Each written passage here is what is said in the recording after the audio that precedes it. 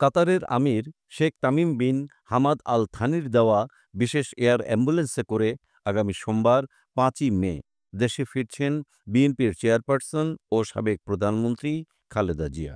শনিবার রাতে গুলশানে বিএনপির চেয়ারপারসনের রাজনৈতিক কার্যালয়ে আয়োজিত এক সংবাদ সম্মেলনে এ তথ্য জানিয়েছেন দলের মহাসচিব মির্জা ফখরুল ইসলাম আলমগীর। সংবাদ সম্মেলনে মির্জা ফখরুল বলেন, যে বিমানে তিনি লন্ডন গিয়েছিলেন সেই কাতারের রয়্যাল অ্যাম্বুলেন্সেই তিনি ফিরবেন। তবে তিনি সোমবার ঠিক কখন দেশে পৌঁছাবেন তা এখনও নির্ধারিত হয়নি। বিষয়টি চূড়ান্ত হলে গণমাধ্যমকে জানিয়ে দেওয়া হবে। এর আগে বিএনপির পক্ষ থেকে জানানো হয়েছিল, রবিবার সন্ধ্যায় লন্ডনের হিথ্রো বিমানবন্দর থেকে বাংলাদেশ বিমানের একটি নিয়মিত ফ্লাইটে খালেদা জিয়া দেশে ফিরবেন।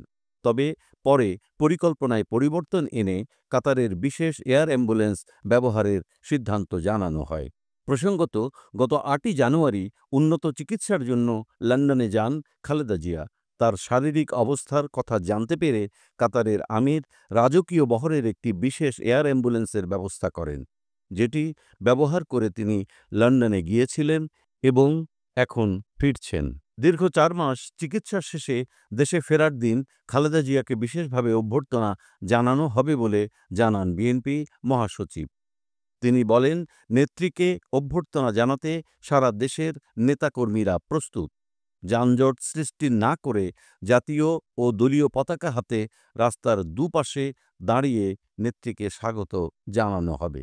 সংবাদ সম্মেলনের আগে ঢাকা মহানগর উত্তর ও দক্ষিণ বিএনপি এবং দলের বিভিন্ন অঙ্গ ও সহযোগী সংগঠনের নেতাদের সঙ্গে যৌথ সভা করে অভ্যর্থনা পরিকল্পনা চূড়ান্ত করা হয়।